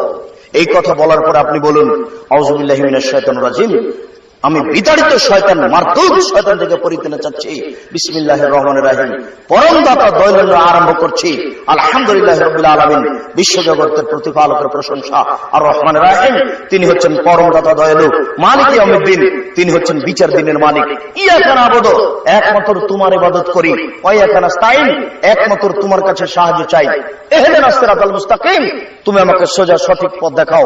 সিরাতাল লাযিনা আন'আমতা আলাইহিম, ওই পথ তুমি দেখাবে যেই পথের প্রতি তুমি দয়া করেছো। গায়রিল মাগযুবি আলাইহিম ওয়ালাজ যালিন, ওদের পথ দেখায়ও না যারা ভ্রান্ত, যারা অভিশপ্ত, ওদের পথ দেখায়ও না। আমিন। দীর্ঘ সময় ধরে তোমার দরবারে যেই প্রার্থনা করলাম, এই প্রার্থনা কবুল করো। এই জন্য এই দোয়া সবাইকেই পড়তে হবে, সবাইকে বলতে হবে আমাকে সঠিক পথ দেখাও। এরপরে বিসমিল্লাহির রহমানির রহিম, পরম দাতা দয়ালু আরম্ভ করছি যে কোন একটি সূরা। কুল আল্লাহু আহাদ, হে নবী আপনি বলুন আল্লাহ একক, আল্লাহুস সামাদ, তিনি নিরপেক্ষ মুখাপেক্ষীহীন, লাম ইয়ালিদ, তিনি কাউকে জন্ম দেননি, ওয়ালাম ইউলাদ, তিনি কারো থেকে জন্ম নেননি, ওয়ালাম ইয়াকুল লাহু কুফুয়ান আহাদ, তার সমকক্ষ কেউ নেই। এ বলে আল্লাহু আকবার বলে আপনি রুকুতে চলে যান। যাওয়ার সময় হাত খুলে দিয়ে ওই পর্যন্ত উঠিয়ে আপনি রুকুতে যাবেন। রুকুতে যাওয়ার পূর্বে কয়েকটি কথা, একবার হাত দুটো রডের মতো সোজা করে রাখবেন, আঙ্গুলগুলি খোলা খোলা রাখবেন, কোমর থেকে সামনের ওজন হাতের উপরে রাখবেন, পিঠের লম্বা হাতটা একবারে সোজা থাকবে, মাথা উঁচু হবে না, নিচু হবে না, হাত দুটো রডের মতো সোজা থাকবে। আজকে বাড়িতে গিয়ে আপনার স্ত্রীর দেখেন ওই এমনিতে হাঁটের উপরে হাত দিয়ে থাকে, একদিনে তার রুকু হয়নি। আজকে যে দেখিয়েন, আমি যেটা বলছি সেটাই বাস্তব আছে। এবার আপনি রুকুতে চলেন, সুবহানা রাব্বিয়াল আযীম যতবার ইচ্ছা বলেন, 3 বার 5 বার বলার হাদিস ঠিক নয়। সুবহানাকা আল্লাহুম্মা রাব্বানা ওয়া বিহামদিকা আল্লাহুম্মা আগফিরলি যতবার ইচ্ছা বলেন। সুবহান কুদ্দুসুন রাব্বুল মালায়েকাতুর রূহ যতবার ইচ্ছা বলেন। সুবহানাজিল জাবরুত ওয়াল মালাকুত ওয়াল কিবরিয়া ওয়াল ইজমাত যতবার ইচ্ছা বলেন। এরপরে সামি আল্লাহু লিমান হামিদা, হাত ওই পর্যন্ত উঠিয়ে হাতটা ছেড়ে দেন। আল্লাহ ওলকের প্রশংসা শুনলো, যে তার প্রশংসা করলো, তার পবিত্র প্রশংসা, প্রচুর প্রশংসা। মিনাস সামাতে, আকাশ পরিমাণ প্রশংসা, মিলালার জমিন পরিমাণ প্রশংসা, মিলাবা বাইনাহুমা, আকাশ জমিনের মধ্যে যে ফাঁকা রয়েছে এই পরিমাণ প্রশংসা, মিলাবা শাইতা মিন শাইইন বাদু, এরপরে তুমি যত প্রশংসা চাও তত তোমার প্রশংসা। আমি জানি না তুমি যে কত প্রশংসা চাও। এই দাঁড়িয়ে দাঁড়িয়ে আপনি দোয়া পড়তে থাকেন, হাত ছেড়ে থাকবেন। রুকু থেকে উঠে আপনি হাত বাঁধবেন না, হাত ছেড়ে রাখতে হবে, এটাই ঠিক। এরপর আপনি সিজদায় চলেন। সিজদায় যাওয়ার পূর্বে জরুরি কথা, আপনি 2 হাতের আঙ্গুল জমা জমা করে কানের পাশে রাখবেন, কোন এভাবে উঠে রাখবেন যেন পেটের নিচ দিয়ে ছাগলের বাচ্চা পার হতে পারে।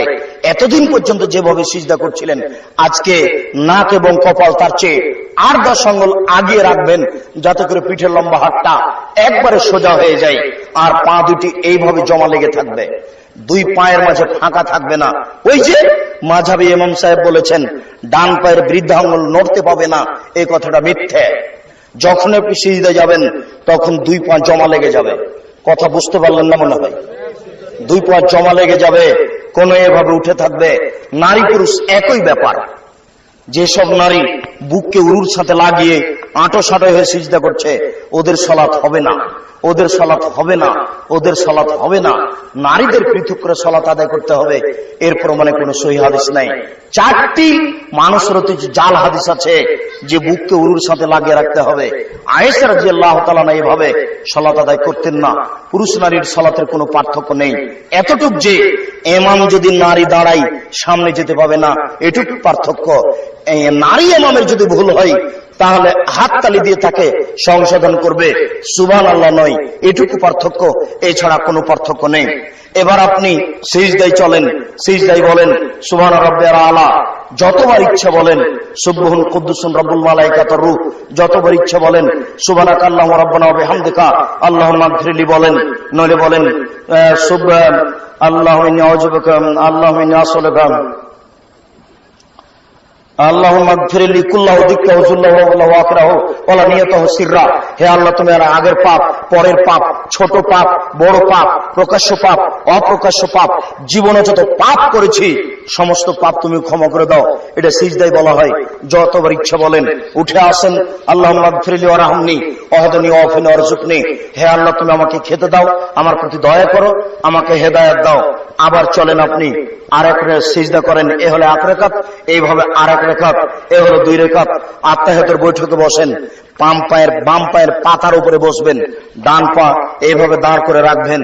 এবার সালামের বৈঠকে বসেছেন, 1 রাকাতে সালাম আছে, তা হচ্ছে বিতর। 2 রাকাতে সালাম হচ্ছে, তা হচ্ছে ফজরের সালাত।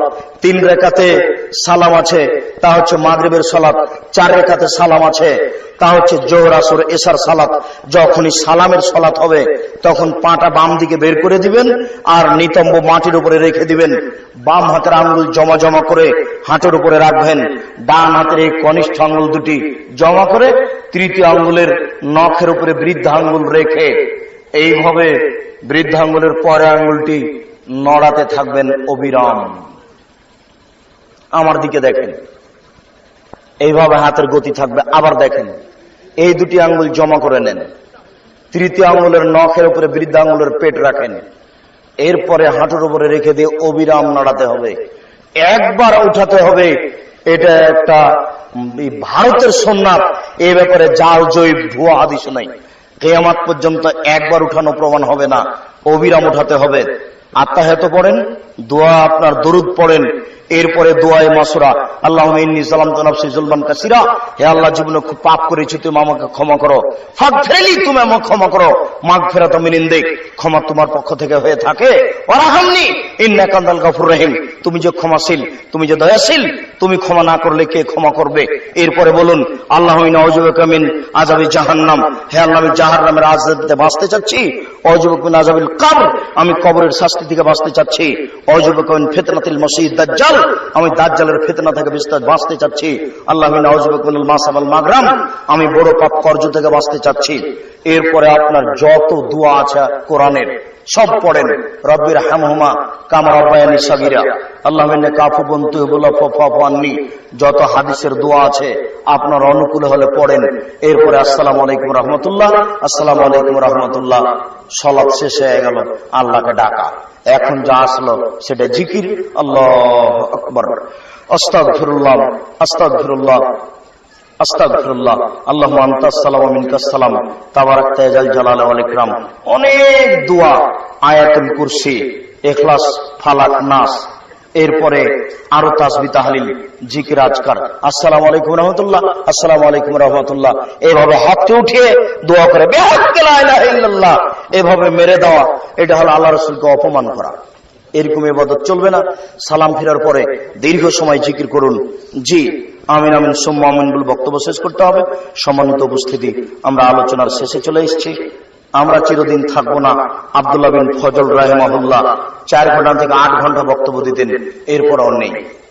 আজকে আমি ভাবছিলাম যে গাড়িতে অনেক বই আছে, আমরা যেখানে যাই সেখানে বই নিয়ে যাই, এজন্য যে অনেক জায়গাতে আমরা যেতে পারবো না, মানে মানুষ আমাদেরকে মানবে না।